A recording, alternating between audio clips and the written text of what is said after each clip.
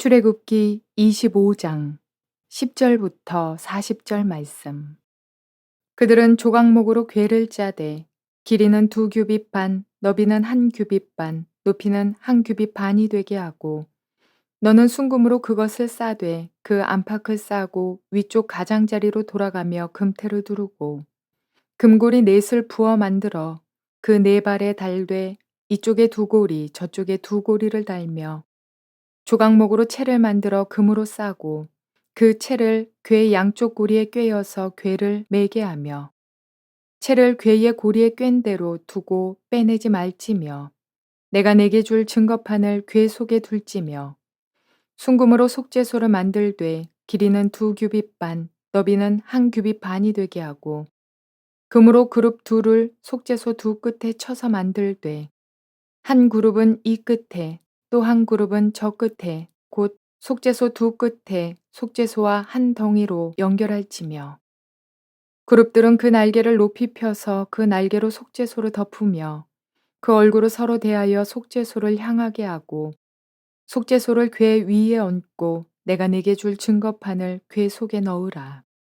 거기서 내가 너와 만나고 속죄소 위 곧 증거궤 위에 있는 두 그룹 사이에서 내가 이스라엘 자손을 위하여 네게 명령할 모든 일을 네게 이르리라. 너는 조각목으로 상을 만들되 길이는 2규빗, 너비는 1규빗, 높이는 1규빗 반이 되게 하고 순금으로 싸고 주위에 금테를 두르고 그 주위에 손바닥 넓이만한 턱을 만들고 그 턱 주위에 금으로 테를 만들고 그것을 위하여 금고리 넷을 만들어 그 네 발 위 네 모퉁이에 달되 턱 곁에 붙이라. 이는 상을 맬 채를 꿰을 곳이며 또 조각목으로 그 채를 만들고 금으로 싸라. 상을 이것으로 맬 것이니라.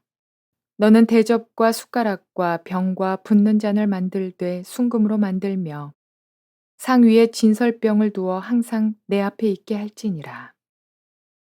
너는 순금으로 등잔대를 쳐 만들되 그 밑판과 줄기와 잔과 꽃받침과 꽃을 한 덩이로 연결하고 가지 6을 등잔대 곁에서 나오게 하되 다른 3가지는 이쪽으로 나오고 다른 3가지는 저쪽으로 나오게 하며 이쪽 가지에 살구꽃 형상의 잔 셋과 꽃받침과 꽃이 있게 하고 저쪽 가지에도 살구꽃 형상의 잔 셋과 꽃받침과 꽃이 있게 하여 등잔대에서 나온 가지 6을 갖게 할지며 등잔대 줄기에는 살구꽃 형상의 잔 넷과 꽃받침과 꽃이 있게 하고 등잔대에서 나온 가지 6을 위하여 꽃받침이 있게 하되 2가지 아래에 한 꽃받침이 있어 줄기와 연결하며 또 2가지 아래에 한 꽃받침이 있어 줄기와 연결하며 또 2가지 아래에 한 꽃받침이 있어 줄기와 연결하게 하고 그 꽃받침과 가지를 줄기와 연결하여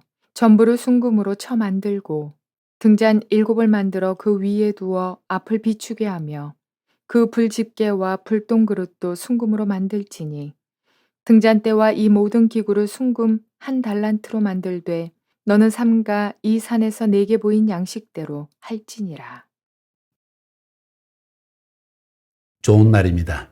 성령님께서 오늘도 여러분의 심령 가운데 큰 은혜와 평강 주시기를 주님의 이름으로 축복하여 드립니다.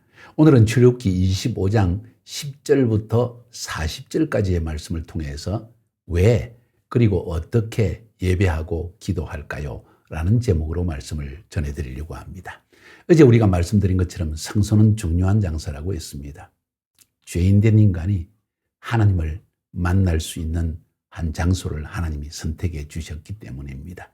그리고 그 장소는 하나님이 보여주시는 방법대로 그 식양대로 만들으라고 했습니다.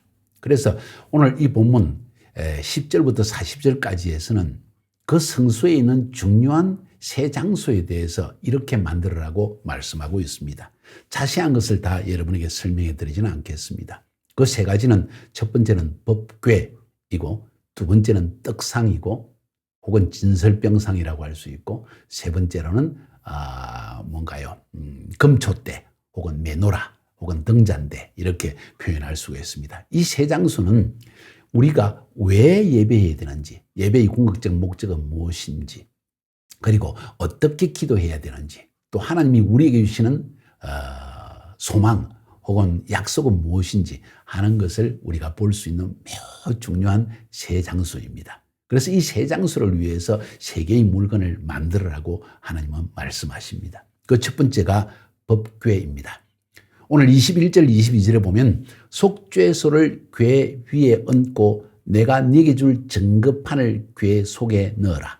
거기서 내가 너와 만나고 속죄소 위 곧 증거궤 위에 있는 두 그룹 사이에서 내가 이스라엘 자손을 위하여 네게 명할 모든 것을 네게 이르리라.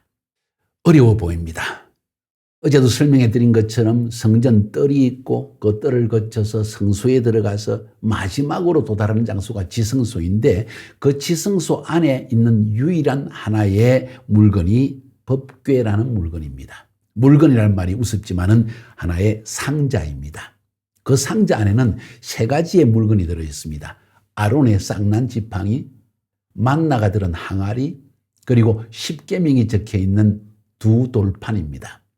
십계명이 적힌 두 개의 돌판. 그 십계명이 들어있는 두 돌판을 오늘 성경에서는 증거판이라고 이야기하는 것입니다. 다시 말해서 하나님의 계시의 음성, 하나님이 모세에게 주셨던 그 십계명, 이스라엘 백성에게 주셨던 그 십계명이 그 안에 지금 들어있다는 것입니다. 이건 하나님의 말씀을 상징하고 하나님의 계시를 상징합니다. 다른 말로 표현하면 우리가 예배하고 기도하는 가장 중요한 목적은 이 하나님의 계시로부터 하나님의 계시를 듣기 위한 것입니다. 결국 우리의 예배와 기도의 목적, 하나님이 성전을 지으신 가장 중요한 목적은 바로 이 지성소 안에 있는 법궤라는 상자입니다. 판도라의 상자 아니죠. 법궤의 상자, 그 안에는 하나님의 증거판이 들어있다. 법궤에서 제일 중요한 게 지금 증거판이라는 거예요. 모세에게 주신 십계명이 들어있는 그 판, 그것은 하나님의 말씀을 상징하고 그것은 하나님의 계시를 상징합니다. 하나님 자신의 성품을 드러낸 것입니다. 다시 말해서 우리의 가장 예배와 기도의 중요한 목적은 하나님의 음성을 듣는 것입니다. 하나님을 보는 것입니다. 하나님을 경험하는 것입니다. 하나님이 우리에게 주시는 말씀을 듣게 되는 것입니다. 그것이 바로 기도의 목적이요 예배의 목적입니다. 오늘날 예배가 많이 변질되어 있습니다. 주일 성수라는 이름으로 율법화되어지고 전통화되어져서 사람들이 예배만 참석하고 나면 내가 할 일을 다 했다는 생각을 하는 거죠. 이건 의식입니다. 의식은 사람을 구원하는 것이 아니지요. 그 의식 너머에 있는 본질, 진리, 영, 그것이 사람을 구원하는 능력이 되는 것입니다. 자, 그런데 사람들은 그냥 주일 예배만 참석하면 됐다고 생각합니다. 제가 질문하고 싶은 것은 과연 주일 예배에 참석하는 여러분이 지성소까지 들어가서 하나님의 계시의 음성을 들었습니까? 하는 것입니다. 예배의 가장 목적은 하나님을 만나는 것입니다. 하나님을 만나는 목적이 뭡니까? 얼굴 보고 나오자는 것입니까? 아니지요. 그분의 음성을 듣는 것입니다. 그분의 뜻을 깨달아 아는 것입니다. 그분의 응답을 우리가 받는 것입니다. 그것이 중요한 목적입니다. 그것이 법궤라는 장소의 아주 특정한 곳입니다. 그뿐만 아니라 오늘 성경에 보니까 속죄소를 궤 위에 덮고 내가 네게 줄 증거판을 궤 속에 넣어라. 증거판은 이 상자, 법궤 상자 안에 들어가 있습니다. 계시의 말씀을 상징하죠. 속죄소를 궤 위에 덮으라. 속죄소가 뭘까요? 이걸 여러분이 이해해야 됩니다. 그것은 법궤의 뚜껑 부분을 속죄소라고 이야기합니다. 그게 무슨 말인가? 거기에 두 개의 그룹 천사가 날개를 맞대고 그것을 딱 덮고 있는 그 장소를 속죄소라고 합니다. 법궤 상자가 있고요. 법궤 상자 뚜껑을 두 개의 그룹 천사가 딱 덮고 있습니다. 바로 이 뚜껑에 그룹 천사가 있는 이 부분을 속죄소라고 합니다. 그래서 속죄소를 궤 위에 얹어라. 얹는다는 말은 그룹 천사 두 개를 얹으라는 겁니다. 거기서 내가 너와 만나고 하나님이 만나주시겠다는 겁니다. 예배의 목적, 기도의 목적, 하나님을 만나는 겁니다. 하나님의 음성을 듣는 것입니다. 하나님의 뜻을 깨달아 하는 것입니다. 내가 너와 만나고 속죄소 위, 곧 증거궤 위에 있는 두 그룹 사이에서 그게 속죄소라는 거예요. 내가 이스라엘 백성을 위하여 네게 명할 모든 일을 내게 이르리라. 하나님이 우리에게 말씀하시고자 하는 그 계시가 거기에서 흘러나온다는 이야기입니다.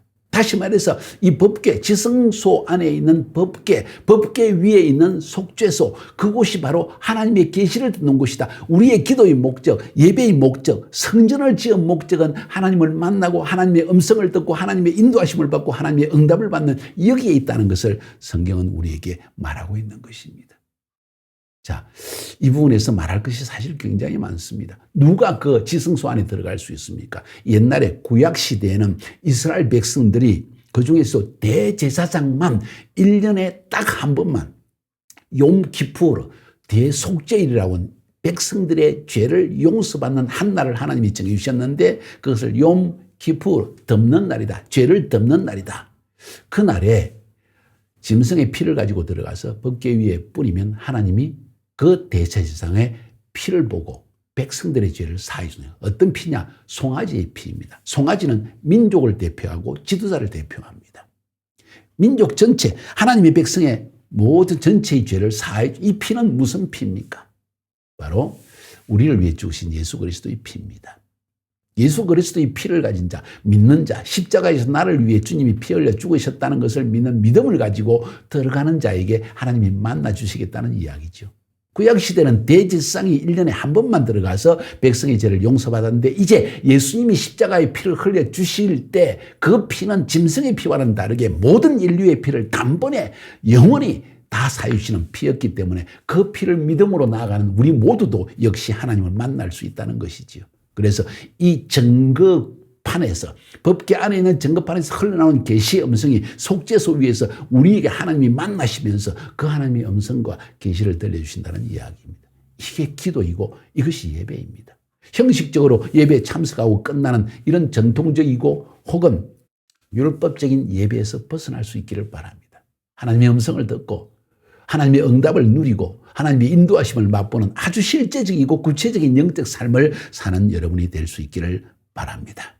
자, 다시 한번 22절. 거기서 내가 너와 만나고 속죄소 위, 곧 증거궤 위에 있는 두 그룹 사이에서 내가 이스라엘 자손을 위하여 네게 명할 모든 것을 너에게 이르리라. 하나님이 다 가르쳐 주시겠다는 것입니다. 할렐루야. 이 부분이 우리가 성전에 들어가는 성소를 짓는 하나님을 만나기 위해서 예배하는, 기도하는 가장 중요한 목적이라고 성경은 말하고 있습니다. 이제 두 번째 중요한 부분은 떡상입니다. 떡상은 성전 뜰을 거쳐서 성소의 문을 열고 들어가면 성소의 오른편에 떡상이 있습니다. 이 떡상에는 12개의 떡이 놓여져 있습니다. 매일매일 그것을 새로운 떡을 갈아놓게 되어 있습니다. 12개의 떡은 뭘 상징할까요? 이스라엘의 12지파를 상징합니다. 떡은 뭘 상징할까요? 우리의 양식을 의미합니다. 하나님께서 자기의 택한 백성, 이스라엘 백성 12지파는 전체를 통틀어서 구원받은 하나님의 백성을 상징합니다. 하나님의 백성을 하나님은 하루도 빠짐없이 매일매일 새로운 떡으로 먹여주신다는 것입니다. 육신적인 떡뿐만 아니라 우리의 영혼을 위해서 필요한 영적 양식도 하나님이 매일 주시겠다는 약속입니다. 누구 안에서? 예수 그리스도 안에서. 예수님께서 요한복음 6장 51절에 말씀하시기를 나는 하늘에서 내려온 산떡이니 사람이 이 떡을 먹으면 영생하리라. 다시 말해서 예수님을 믿으면 그분이 살을 찢기심으로 십자가 위에서 피를 흘리심으로 우리가 구원받았다는 이 믿음을 지니면 그 믿음이, 그 약속의 말씀이 바로 들은 그 복음의 말씀이 우리에게 영원한 생명이 되어진다는 것입니다. 사람이 떡으로만 살 것이 아니요 하나님의 입에서 나오는 말씀으로 살 것이라고 또 말씀하시면서 매일매일 하나님이 우리에게 일용할 양식인 떡을 주실 뿐만 아니라 또한 우리에게 영적인 양식 하나님의 말씀을 매일 주셔서 우리로 하여금 이 땅에 광야와 같은 인생을 살아가면서도 하나님의 말씀에 굶주림이 없도록 영적으로 피곤하지 않도록 영적으로 나태하지 않도록 영적으로 건강하도록 우리를 지켜주신다는 그런 말씀입니다. 그것이 바로 떡상의 의미인 것입니다. 성전뜰을 거쳐서 성소의 문을 열고 들어가면 오른쪽에 떡상이 있고 왼쪽에 메노라라고 하는 금촛대가 있습니다. 7개의 가지입니다. 가운데 한 가지 있고 양쪽으로 3가지가 놓여 있습니다. 특별하게 7개의 촛대가 놓여 있고 올리브유를 항상 채워서 성전 안에 이 올리브 기름으로 활활 불타오르는 밝은 빛이 사라지지 않게 하라고 하나님은 말씀하십니다. 금으로 만들었습니다. 거룩하다는 뜻입니다. 변치 않는다는 것입니다. 이건 뭘 상징할까요? 올리브 기름은 항상 성령님을 상징합니다. 그 성령님은 우리에게 환한 빛을 던져줍니다. 예수 그리스도의 빛입니다. 예수님께서 말씀하시기를 요한복음 8장 12절에 나는 생명의 빛이니 나를 따르는 자는 어두움에 다니지 아니하고 생명의 빛을 얻으리라. 다시 말해서 우리가 하나님을 만나러 기도하러 들어갈 때, 예배할 때 중요한 것은 하나님의 말씀을 매일 예배 중에 받아야만 합니다. 그리고 지성소 안에 들어갔을 때 하나님이 직접 내게 주시는 레마의 음성을 들을 수 있는 거예요. 마치 이 진설병, 떡상에 있는 12개의 떡이 우리에게 로고스와 같은 매일매일 성경과 같은 그런 의미를 지닌 것이라면 지성소에 들어가서 이 속죄소 위에서 하나님을 만나서 얻는 계시의 말씀은 나를 위한 특별한 레마의 음성이라고 말할 수 있겠죠. 자, 떡상이 있고 왼쪽에 메노라가 있는데 올리브 기름을 가지고 아주 엑스트라 버진 오일입니다. 올리브 중에 최상급입니다. 가장 먼저 뽑아낸 기름입니다. 아주 순수합니다. 불이 잘 붙습니다. 그리고 이 올리브 기름이 떨어지지 않게 하라. 다시 말해서 성령님이 역사하시도록 만들어라. 그러면 이 성령님께서 예수 그리스도를 우리에게 빛으로 비춰주실 것이다. 이런 상황 가운데에서만 우리는 기도할 수 있고 내 자신이 누군지 깨닫고 회개도 할 수 있고 이 성령의 빛 가운데서 내 안에 있는 근심과 염려와 어려움이 다 떠나가게 되어지고 성령님께서 비춰주시는 거예요. 밝은 빛을, 하늘의 빛을, 세상에 잠시 왔다 사라지는 빛이 아니라 하늘에 속한 신령한 빛을 느낄 수 있습니다. 뭔가 내게 소망을 주는 빛이 있다는 것입니다. 그 빛을 성령님을 통해서 들려주시고 그리고 예수님이 내 안에 거하여서 살아계셔서 내 삶에 비친다는 것을 더욱 깨닫게 해주십니다. 이런 놀라운 은혜를 하나님이 보여주시는 것이죠. 예배, 기도 할 때 가장 중요한 것은 하나님의 말씀을 듣고 그리고 성령님의 인도하심을 따라 예수님이 내 안에 거하신 것을 깨닫고 지성소 안에 들어갔을 때 하나님의 계시의 음성을 듣고 우리 삶을 인도하시는 하나님의 임재를 맛보며 살아갈 수 있다. 이게 진정한 기독교의 모습입니다. 단순한 의식적으로 향을 흔들고 혹은 거룩한 옷을 입은 제사장 앞에 나아가면 마치 하나님이 저를 용서해 줄 것 같은 착각을 버리세요. 성경은 우리에게 각계의 예수 그리스도를 만나고 구원받은 이후에 하나님을 직접 만날 수 있는 길을 이 성서를 통해서 보여주셨다는 사실을 인식할 필요가 있습니다. 왜? 그리고 어떻게 예배하고 기도할까 하는 이야기를 오늘 말씀드린 것입니다. 우리의 삶에 가장 중요한 것은 성령님의 끊임없는 조명하심과 그리고 하나님이 주시는 말씀을 매일 듣고 나아가는 것. 나중에 기도는 분향단의 이야기인데 또 뒤에서 나올 것입니다. 그렇게 해서 하나님의 지성소에 들어가서 하나님의 음성을 듣고 하나님의 임재를 맛보고 하나님의 위로를 받고 또 죄 사함을 왜 속죄소 죄를 용서받고 대속하는 장소가 그 장소이기 때문에 이 죄 용서함을 받는 자유함, 기쁨을 누리는 것이 진정한 크리스찬의 삶의 모습이라는 것입니다. 사랑하는 여러분, 이런 예배, 이런 기도 드리지 않겠습니까? 승리하시기를 주님의 이름으로 축복하여 드립니다.